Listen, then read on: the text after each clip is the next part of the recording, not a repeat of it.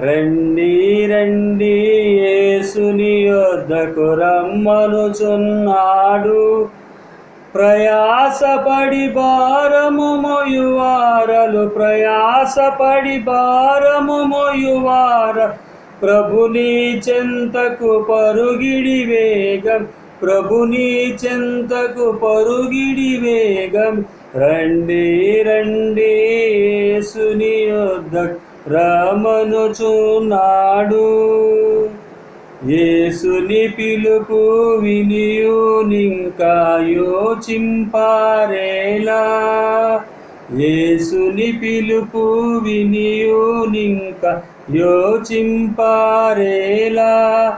అవనిలో అగచాట్ల పాలైన, అవనిలో అగచాట్ల పాలైన అద్భుత శాంతి ఆత్మకు నిలలు, అద్భుత శాంతి ఆత్మకు నిలలో. రండి రండి యేసుని యొద్దకు రమ్మనుచున్నాడు.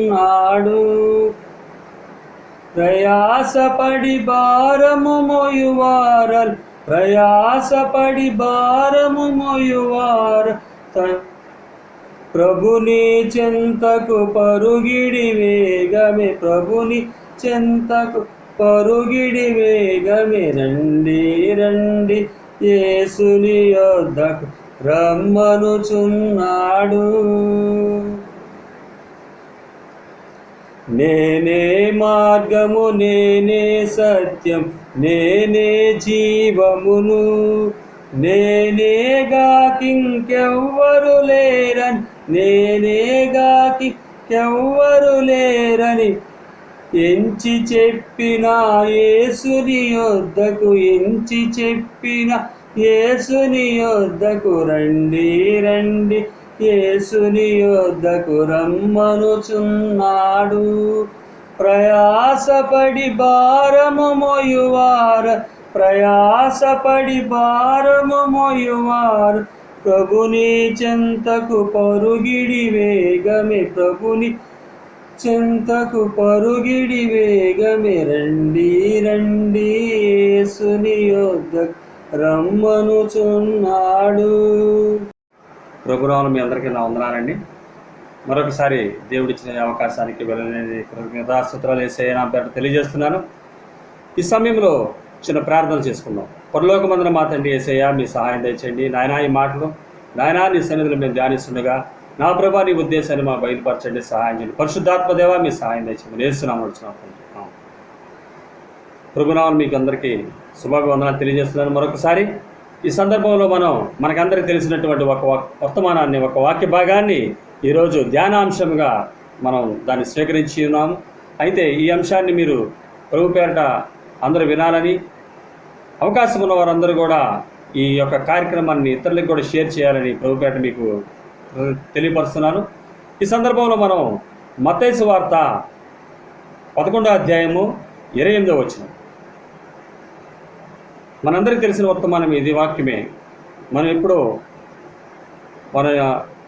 మనతో పాటు మాట్లాడుతూనే ఉండే వాక్యం ఇది. మన ప్రయాసంలో భారంలో ఉన్నప్పుడు మనకి ఆయన పిలుపుని మనం ధ్యానిస్తూ ఉంటాం, అది జ్ఞాపకం చేసుకుంటూ ఉంటాం.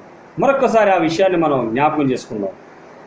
ప్రయాసపడి, మత్తయి సువార్త 11:8 చదువుతున్నా.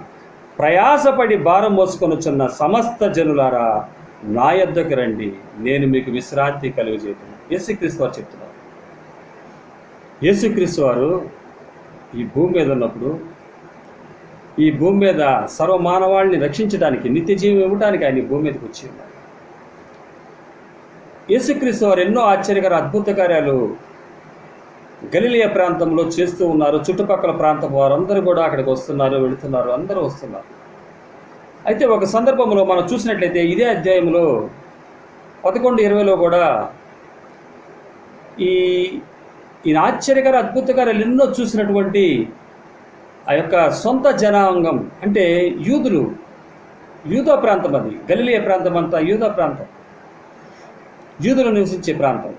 గలిలయ, సమరయ, తర్వాత యూదయ, ఈ ప్రాంతాల్లోనే ఈ భూభాగం అంతా కానాను ప్రదేశంలో ఉన్నటువంటి భూభాగం. పాలస్తీనా ప్రాంతం, కానాన్. అయితే యేసుక్రీస్తు వారు అదే ప్రాంతంలో ఉంటూ అంతకుముందే ఆ ప్రాంత ప్రజలతో తను విసిగిపోయినట్టుగా మనం చూడగలం. 11:20 అయితే ఆయన ఇసుకుపోయినటువంటి ఆయన తను ఎన్నో ఆశ్చర్యకర అద్భుతకరాలు చేశాడు. ఇది ఆయన ఒక ప్రణాళిక.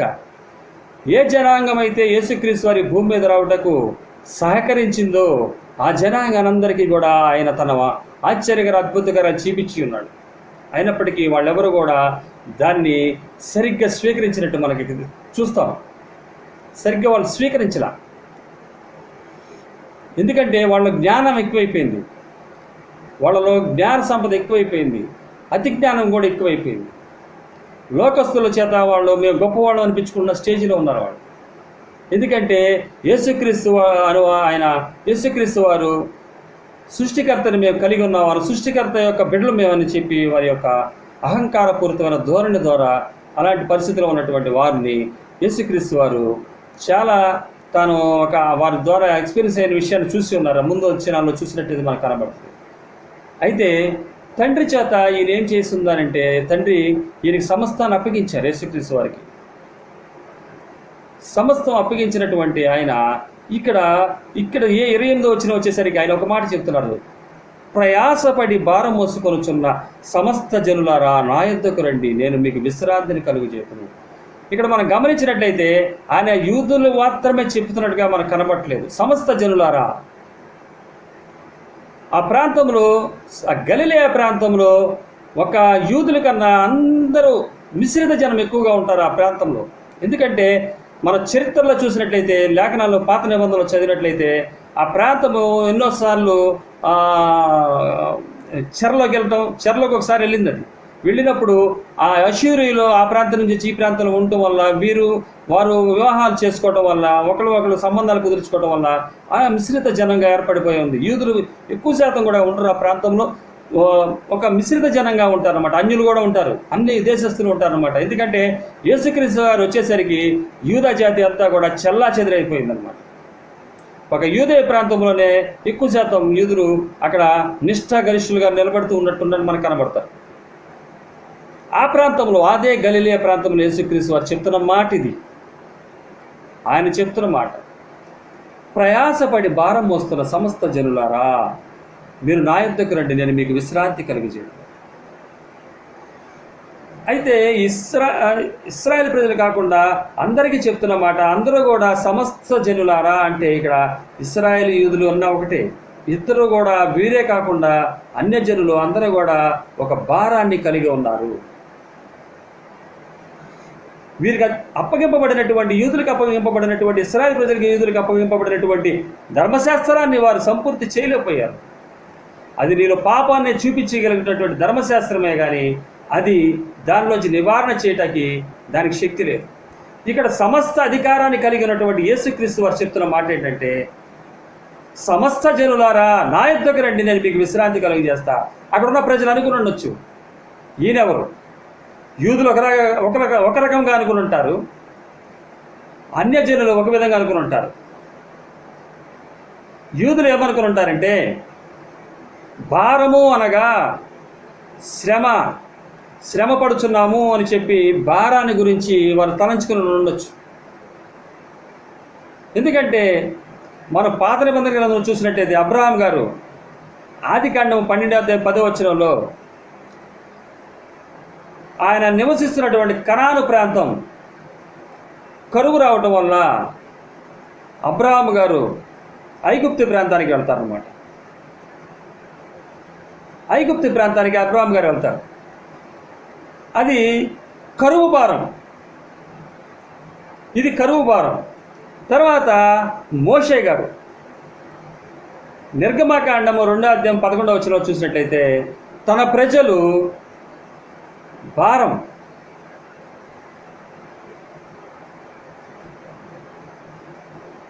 మోషే తన ప్రజల వద్దకు పోయి తన భారాన్ని చూస్తున్నాడు, వాళ్ళ భారం చూశాడు. అయితే అబ్రహాం గారు కరువు భారం వల్ల ఆయన ఐగుప్తు ప్రాంతానికి వెళ్ళారు. ఇక్కడ మోషే గారు ఈయన ఇక్కడ సృజించబడింది, ఈయన ఒక జన్మం ఏంటంటే ఈయన జన్మింపజేసింది యేసుక్రీస్తు తండ్రి అయిన దేవుడు. ఎందుకంటే ఇశ్రాయేలు ప్రజల విమోచన కొరకు దేవుడు వాళ్ళ మొరను ఆలకించి ఒక మోషేని ఆయన నిలబెట్టి ఉన్నాడు. మోషే గారు ఈ యూదులు ఏమని ఉంటారంటే, మాకు అనేక భారాలు తెలుసు, నువ్వెవరు అయ్యా చెప్పడానికి, నువ్వు యేసుక్రీస్తు అని చెప్పుకుంటున్నావు, నువ్వు మసీహు అనుకుంటున్నావు, నువ్వేంటి మాకు చెప్పేది, మా పితరులు ఉన్నారు. అయితే వీరు అనుకుంటున్నటువంటి పితరులలో మోషే గారిని చూసినట్లయితే, మోషే గారు 2వ అధ్యాయం 11వ వచనంలో చూసినట్లయితే అక్కడ ఒక సందర్భం ఉంటుంది. మోషే పెద్దవాడైన తర్వాత తన జనుల యొద్దకు పోయి వారు భారములను చూచెను. మోషే గారు పెద్దవాడైన తర్వాత తన జనుల యొద్దకు పోయి వారి భారాన్ని చూశాడు. వారి భారాన్ని చూసి ఈయన తను ఏమన్నా చేయగలనని చెప్పి తన స్వశక్తి చేత అక్కడ ఒక హెబ్రీయుడు అయినటువంటి హెబ్రీయుడును, మన మోషే గారు హెబ్రీయుడే కాబట్టి ఆయన పెరిగింది ఫరో గారి దగ్గర అయినప్పటికీ ఆయన హెబ్రీయుడును ఐగుప్తులు కొట్టుకుంటారు. అయితే ఆ సందర్భంలో మోషే గారు అక్కడికి వెళ్ళి ఆ ఐగుప్తుడిని కొట్టి ఇసుకలో పూర్తి చేస్తాడు. తర్వాత ఆ విషయం అందరికీ తెలిసిందేమో అని చెప్పి భయపడిపోయి మిద్యాను దేశం పారిపోతాడు. కరువు భారము చేత అబ్రహాము గారు ఐగుప్తుకి వెళ్తే మోషే గారు తన ప్రజల భారాన్ని చూసి ఈయన ఏం చేశారంటే, ఈయన వారిలో ఒక అతన్ని చంపేశాడు. ఇక్కడ మనం గమనించాల్సింది ఏంటంటే, నీ భారం నా భారం తీయాలంటే సాధారణ ఒక మనిషి వల్ల అది కాదు, కుదరదు. మన బలం వల్ల, మన శక్తి వల్ల మనం ఏమీ చేయలేము. సర్వ సృష్టికర్త ఆయన తండ్రి, ఆయన చేతిలో సమస్తము ఉన్నది. ఆయన ద్వారా పంపబడ్డ వారే ప్రవక్తలైనా కుమారుడైనా. కాబట్టి వారికి సర్వాధికారం ఇచ్చి ఉన్నాడు. దాన్ని యేసుక్రీస్తు వారు 100% దేవుడుగా, 100% మనిషిగా, 100% మనిషిగా, 100% దేవుడిగా ఉన్నాడు.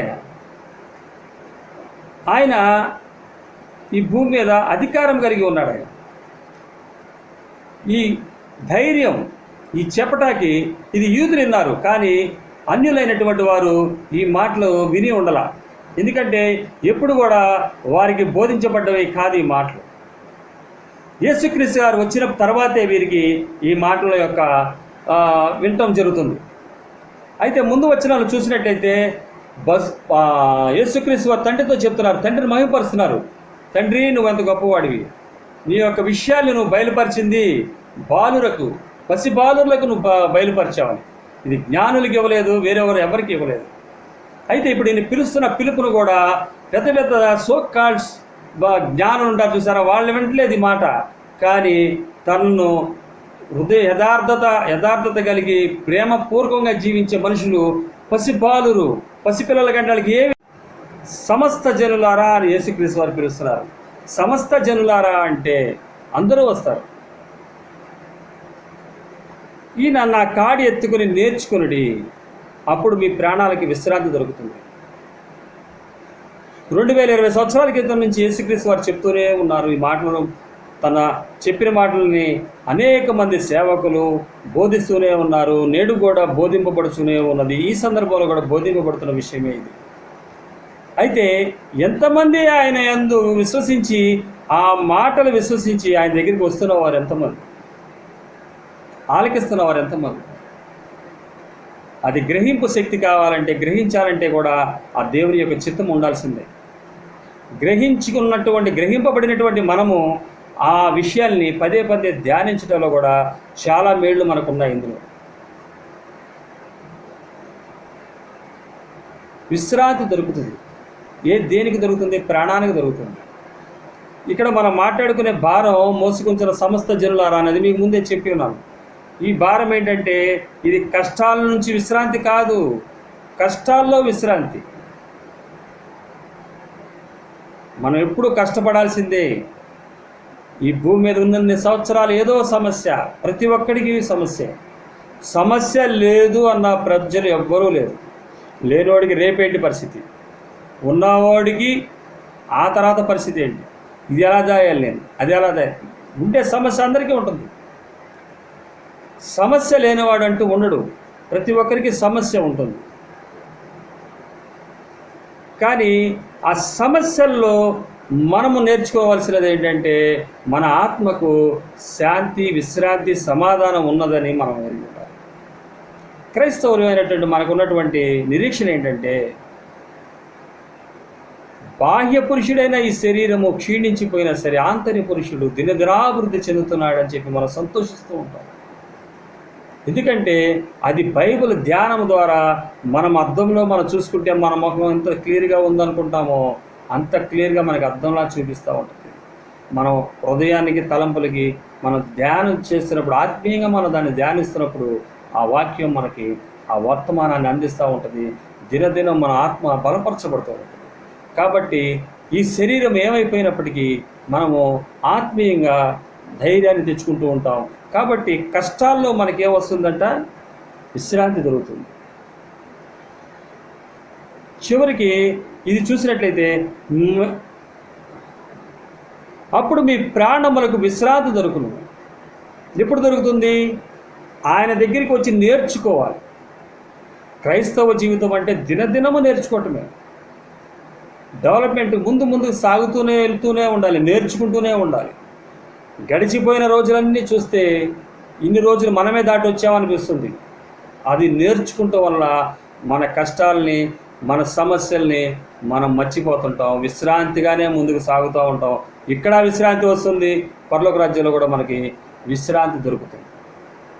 ఆయన ఇచ్చే విశ్రాంతి నిత్య జీవం. రిటైర్డ్ అయిపోయిన తర్వాత రెస్ట్ తీసుకుంటారు బాగా సంపాదిస్తే, లేకపోతే చనిపోయే వరకు కష్టపడతారు తల్లిదండ్రులు. ఎంతోమంది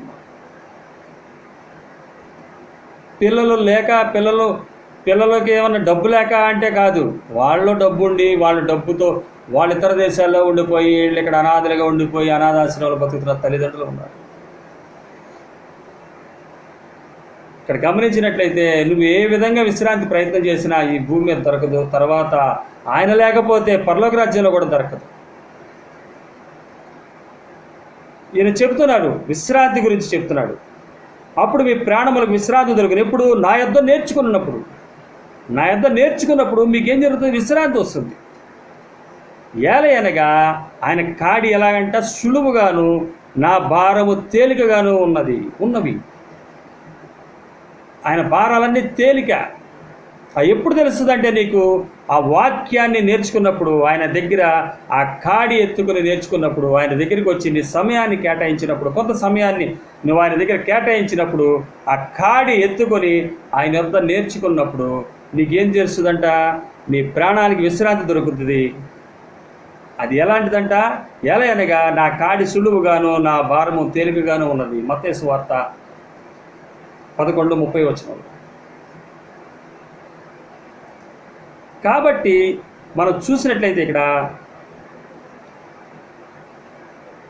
విశ్రాంతి ఇస్తున్నాడు యేసుక్రీస్తు వారు. మీరు ఈ రోజుల్లో చూసినట్లయితే తెలియకుండానే ఎవరైనా చనిపోతే RIP, రెస్ట్ ఇన్ పీస్. ప్రతి ఒక్కరికి ఇది తెలిసింది. చనిపోయిన తర్వాత సమాధానం, విశ్రాంతి ఉన్నది అన్న సంగతి తెలుసు. కానీ ఊరికి వెళ్ళాల్సిన మార్గం తెలుసు, కానీ ఎక్కాల్సిన ఏ ట్రైన్ ఎక్కాలో, ఎక్కడికి ఎలాగెళ్ళాలో తెలియదు. ఒక మాట ఉంది కదా, ఊరికి ఎరిగిన మార్గం ఎరుగుకున్నారని. అలాగే ఈ తెలుసు రెస్ట్ ఇన్ పీస్. పాపం వారందరూ మంచి ఉద్దేశంతో చెప్తున్నారు, కానీ అలా రెస్ట్లో ఉంటున్నారా? రెస్ట్లో ఉంటాడన్న సంగతి నీవు తెలిసే చెప్తున్నావా? నేను దానికి ఇష్టపడను. అలా చెప్పడానికి నేను ఇష్టపడను. RIP అని పెడతారు మా స్నేహితులు కూడా అదంతా. నేను చెప్పడానికి ఇష్టపడను. ఎందుకు ఇష్టపడినంటే నీవు రెస్ట్ ఇన్ పీస్లో ఉన్నావో లేదో కొద్దో గొప్ప నాకు తెలియపరిచాడు దేవుడు. కాబట్టి నేను చెప్పాను. అది దేవుని దగ్గరికి ప్రయాసపడి భారం మోస్తున్న ఆయన మాటలు విని వచ్చిన వాళ్ళ గురించి నేను చెప్పట్లేదు. వాళ్ళకి కూడా వాళ్ళ విషయం కూడా కాదు నేను చెప్పేది. చెప్తున్నా ఈ సందర్భాన్ని బట్టి. రెస్ట్ ఇన్ పీస్ అంటే అది పీస్ ఉంటుందని చెప్పి బైబిల్ చెప్పట్లా. నీకు పీస్ కావాలంటే, సమాధానం కావాలి, శాంతి సమాధానం కావాలంటే, అక్కడ ప్రశాంతంగా ఉండాలంటే ఆయన కాడి ఎత్తుకుని నేర్చుకోవాలి. నేర్చుకుంటే అది నేర్చుకున్నది ఏమవుతుందంట, మీ ప్రాణములకు విశ్రాంతి దొరుకుతుందంట. అప్పుడు మీ ప్రాణములకు విశ్రాంతి దొరుకుతుంది. ఏలయనగా నా కాడి సులువుగాను నా భారము తేలికగాను ఉన్నది. ఆయన కాడి సులువుగాను తేలికగాను ఉన్నది.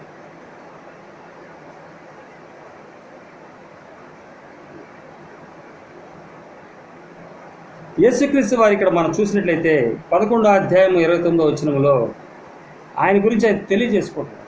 నేను సాత్వికుడను, దీన మనసు గలవాడను గనుక మీ మీద నా కాడి ఎత్తుకుంది. ఆయన సాత్వికుడు, దీన మనసు గలవాడు, హంబుల్ ఇన్ హార్ట్. ఇక్కడ ప్రయాసపడి భారం మోస్తున్న సమస్త జనులారా నా యొద్దకు రండి, నేను మీకు విశ్రాంతి కలిగజేస్తున్నాను. నేను సాత్వికుడను, దీన మనసు గలవాడను కనుక మీ మీద నా కాడి ఎత్తుకొని నా యొద్ద నేర్చుకుని అప్పుడు మీ ప్రాణములకు విశ్రాంతి దొరుకును. విశ్రాంతి దొరుకుతుందని తెలియపరుస్తున్నటువంటి యేసుక్రీస్తు వారిని మనం ఇక్కడ చూసినట్లయితే, విశ్రాంతి మన ప్రాణాలకి కావాలంటే ఆయన మనం వెంబడించవలసిన వారమై ఉన్నాము. ఆయన యొద్దకు మనం వెళ్ళవలసిన వారమై ఉన్నాము. వెళ్ళినటువంటి వారము ఎంతమంది ఆయన యొక్క అడుగు జాడలో ఉంటూ నేర్చుకుంటూ దినదినాభివృద్ధి చెందుతున్నామో మనం గమనించాలి. ఈ యోగ్యత అనుగ్రహించినటువంటి యేసుక్రీస్తు వారు, అనుగ్రహింపబడిన వారు ఉన్నారు, అక్కడ అనుగ్రహింపబడలేని వారు కూడా ఉన్నారు. అయితే వర్తమానం వచ్చినప్పుడు కొంతమందే ఉన్నారు. వర్తమానము అది అందరికీ స్ప్రెడ్ అయింది, అది అందరికీ తెలియపరచబడింది. నేడు ఆ వర్తమానం ఎవరి దగ్గరికి వస్తుందో వారు దాన్ని స్వీకరించినట్లయితే వారి ఆత్మలకు శాంతి కలుగుతుందని చెప్పి యేసుక్రీస్తు వారి మాటల ద్వారా మనం గ్రహించగలుగుతున్నాం. మనకు కలిగినటువంటి యేసుక్రీస్తు వారు ఆ సందర్భంలో ఉన్నటువంటి చూసినట్లయితే 2 జనాంగాలు కనబడుతున్నారు. ఒకటి యూదు ప్రజలు, ఇతర యూదులు కానిటువంటి వారు, అంటే అన్య జనాంగం అంతా ఉన్నారు అక్కడ.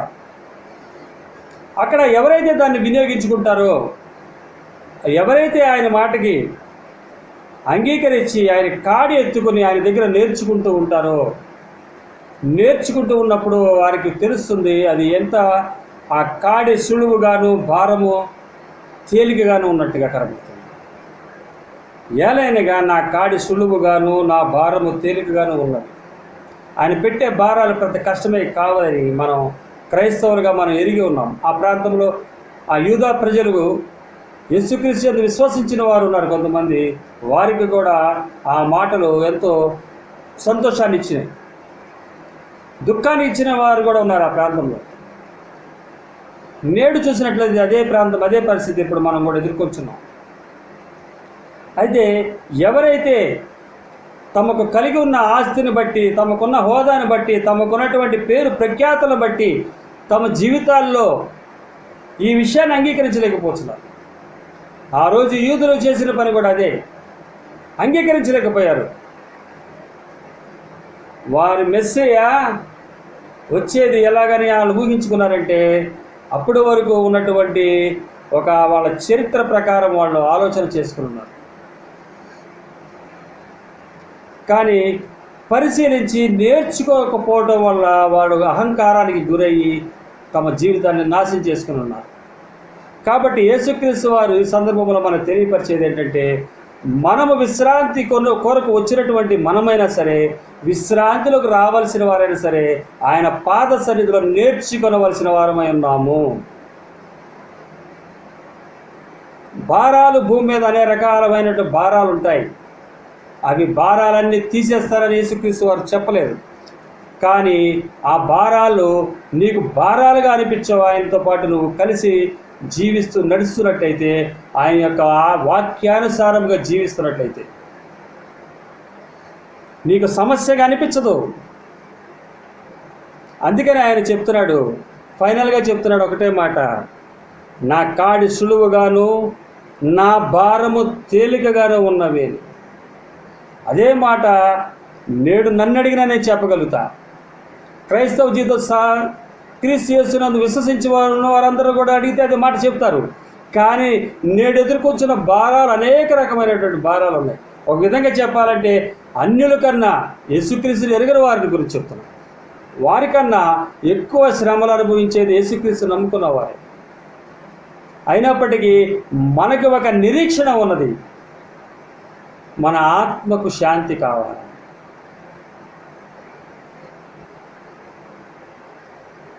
మన ఆత్మకు శాంతి కావాలి, నిత్య జీవం కావాలని.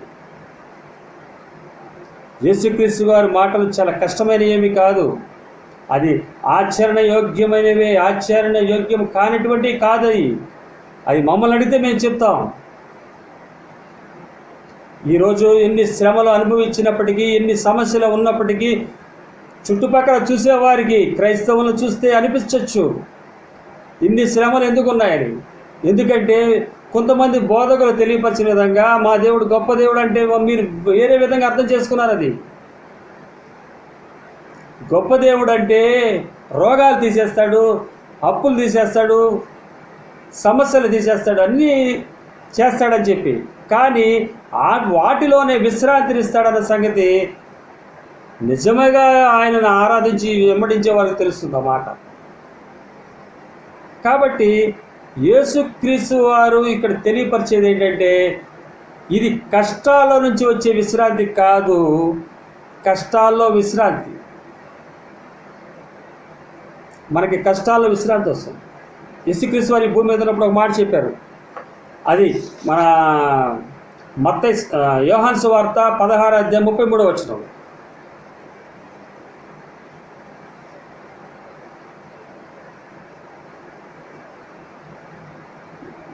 16:33 నా యందు మీకు సమాధానము కలుగునట్లు ఈ మాటలు మీతో చెప్పుచున్నాను. లోకములో మీకు శ్రమ కలుగును, అయినను ధైర్యము తెచ్చుకొనుడి, నేను లోకమును జయించి ఉన్నాను. ఇది యేసుక్రీస్తు వారు చెప్తున్న మాటలే. ప్రయాసపడుచున్నటువంటి భారం మోస్తున్నటువంటి సమస్త జిల్లాలో నా యొద్దకు రండి, నేను మీకు విశ్రాంతి కలుగజేస్తానంటే ఆయన చెప్పే విశ్రాంతి ఇది కాదు. ఇంకా నీకు ఏమవుతాయి, లోకంలో మీకు శ్రమలు కలుగును, అయినను ధైర్యం తెచ్చుకొనుడి, నేను లోకమును జయించి ఉన్నానని తెలియపరుస్తున్నాను. ఆయన లోకాన్ని జయించి ఉన్నాడు. కాబట్టి జయశీలుడైనటువంటి యేసుక్రీస్తు వారిని మనం వెంబడిస్తున్నాం. కాబట్టి మనము కాబట్టి ఇక్కడ మనం గమనించినట్లయితే యేసుక్రీస్తు వారిని విశ్వసించినటువంటి మనం ఎల్లవేళలా ఒక ధైర్యాన్ని కలిగి ఉన్నాం. ఆయన మనకు నిత్య రాజ్యము మనకి ఇస్తాడన్న నమ్మకంతో ఉండి మనము మన పరిచర్యలు, మన యొక్క దేవుని యొక్క పనుల్లో మనం నిమగ్నమై దేవుని చిత్తాన్ని నెరవేరుస్తున్నామని సంతోషంగా చెప్పగలుగుతున్నాం. అది కృప ఆయన మనకు అనుగ్రహించాడు. దీన్ని నిర్లక్ష్యం చేసుకోనకుండా మనం ప్రతి ఒక్కరూ కూడా దినదినం ఆయన వాక్యాన్ని ధ్యానించినట్లయితే మనకు ఆశ్చర్యకరమైన అద్భుతకరమైన కార్యాలు ఇందులో తెలుస్తూ ఉంటాయి. మనం దినదినాభివృద్ధి చెందుతాం. ఎప్పుడు మన సమయం వస్తుందో ఆ సమయంలో అప్పుడు మనకి ఆటోమేటిక్గా ఇంత మనం జరిగిందా, మన బ్యాక్గ్రౌండ్లో ఇంత అయిపోయింది ఆ సమయం అని మనకి తెలియనప్పుడు మనకి ఏమనిపిస్తుంటే అదే ఈ లోకంలో కూడా మనకి విశ్రాంతి కలుగుతూ ఉంటుంది. మన ప్రాణానికి నేర్చుకునటం వల్ల మనకి ప్రాణానికి ఏం దొరుకుతుంది, విశ్రాంతి దొరుకుతుంది. తర్వాత నిత్య జీవం ఆయన మనకి ఇవ్వబోతున్నాడు. ఈ యొక్క లాక్డౌన్ టైంలో మనందరం కూడా దేవుని వాక్యాన్ని క్షుణ్ణంగా పరిశీలించి ధ్యానించి ముందుకు సాగాలని కోరుకుంటున్నాను. ఎందుకంటే ఈ వాక్యమే మనని జీవింపజేస్తుంది, నిత్య జీవాన్ని మనకి అనుగ్రహించేటట్టు చేస్తుంది, ఆయన సన్నిధికి దగ్గరగా నడిపిస్తుంది. మనం ఎల్లవేళ ఆత్మీయంగా ఆనందంగా మనం ముందుకు సాగలుగుతాం. సమస్యలు అందరికీ ఉన్నాయి, కాకపోతే ఒక్కొక్కరికి ఒక రకమైన సమస్య, అగ్ని వంటి సమస్యలు. కానీ వాటి మధ్యలో కూడా నిలబడిన వారే షద్రక్, మెషక్, అబేద్నెగో చివరి గడియాళ్ళకి వారు అగ్నిగుండాలు వేయిపోతున్నప్పుడు వారు ఏదైతే ఏమైంది, మా దేవుడు రక్షిస్తాడు, రక్షించిపోయినా పర్వాలేదు, మేము మాత్రం మా నిర్ణయాన్ని మేము మార్చుకోం అని చెప్పి వారు ముందుకు సాగారు. కాబట్టి నేడు కూడా మనం దేవుని సన్నిధిని ఎల్లవేళలా అనుభవిస్తూ దేవుని యొక్క సన్నిధిలో గడుపుతూ ముందుకు సాగాలి. మనకున్న ధైర్యము, మనకున్న నిరీక్షణ మన యేసుక్రీస్తు వారు నేడు సజీవుడిగా తండ్రి కుడిపార్శ్వం రాసిండే మన కొరకు, మన ప్రధాన యాజకుడు మన కొరకు విజ్ఞాపన చేయించున్నాడు అక్కడ. అదే మన ధైర్యం. ఈరోజు మనకెన్నో శ్రమలు, వేదనలు, బాధలు, దుఃఖాలు ఉన్నాయి. ఉన్నంత మాత్రాన వాటితోనే మనము ముగింపబడమని చెప్పి బైబిల్ మనకి క్షుణ్ణంగా తెలియపరుస్తుంది. కాబట్టి ఇక్కడ ఎవరైతే భారం మోసుకొచ్చినటువంటి సమస్త జనులారా రమ్మన్నప్పుడు విని వచ్చినటువంటి మనము విననటువంటి వారికి కూడా వినే విధముగా ఆయన తన వర్తమానాన్ని వివరంగా తెలియపరుస్తున్నాడు. ఈ విషయం ద్వారా దేవుడు మనతో మాట్లాడినందుకు దేవుని మహిమ దేవుడి చిత్తమైతే మాట్లాడటకు ఆయన ఇస్తే అవకాశం, దాన్ని సద్వినియోగం చేసుకోగలటకు నా గురించి కూడా ప్రార్థన చేయండి, మా కుటుంబం గురించి ప్రార్థన చేయండి. ఈ కార్యక్రమం చూస్తున్న ప్రతి ఒక్కరి కొరకు నేను ప్రార్థన చేస్తున్నాను. ఒక చిన్న ప్రార్థన ద్వారా ఈ కార్యక్రమాన్ని ముగించుకుందాం. పరలోకమందున మా తండ్రి నా నామం స్తోత్రం. దయగల రాజా, ప్రేమల మా దేవా, కృపామయుడు, సమాధానక అధిపతి దేవా, నీకే స్తోత్రం. ప్రయాసపడుచున్నటువంటి సమస్త జనులారిని నువ్వు పిలుస్తున్నావు దేవా. నాయనా, స్వర విని వచ్చిన వారు ధన్యులు దేవా. నాయనా, ఎందుకంటే ఈ ధన్యత ఈ లోకంలో ఎన్నో లక్షల కోట్ల వల్ల వచ్చేది కాదు దేవా తండ్రి. నాయన, ఇది ఉచితముగా నువ్వు ఇచ్చుచున్న ధన్యత. ఆ ధన్యతని ఎరగనీయకుండా చేసిన దుష్టశక్తులు బంధిస్తున్నావు దేవా. నాయన, దినదినము నీ దగ్గర నేర్చుకుంటూ దేవా తండ్రిని మేము ముందుకు సాగటం సహాయం చేయండి. ఎల్లవేళలా నీ వర్తమాన చేత మాతో, నాతో, మా అందరితో మాట్లాడుతూ ఉన్నారు ప్రభువా. నీవు సజీవుడు కాబట్టి మేము కూడా జీవించున్నాం దేవా. మేము కూడా జీవించబోతున్నాం దేవా. నిత్యము నీతో జీవించబోతున్నాం. అంతవరకు నీ సన్నిధి ఎల్లవేళలా మాకు తోడే నడిపించండి. ఈ సమయంలో ఏ సమస్య బాధపడుచిన వారు ఎవరైనా ఉన్నప్పటికీ బాగు చేయవాడు నీవు తండ్రి, బాగుపడే మాటలు ఇచ్చేవాడు నీవు తండ్రి. ఆ విషయాల్లో వారిని బాగు చేయండి దేవా. వారికి సహాయం చేయండి. వారి వేదనని వేరే పక్కన ఎవ్వరికీ తెలియదు, కానీ నీకే ఆ బాధ వేదన తెలుసు ప్రభువా. నీవే వారిని దర్శించి సహాయం చేయండి. ఈ విధంగా ఎందుకు పనికిరంగా నన్ను దేవా నిలబెట్టి వాడుకున్న నీ కృపకే స్తోత్రం. మరొక్కసారి నీ సన్నిధిలో నేను ముందుకు సాగగలటకు దేవా, నీ చిత్తం నెరవేర్చగలటకు నీ సహాయం దయచేయమని నాయనా, ఈ చిన్న ప్రార్థన పాస సమాధానం దయచేయమని మా ప్రియరక్షణ మత్స్యంగా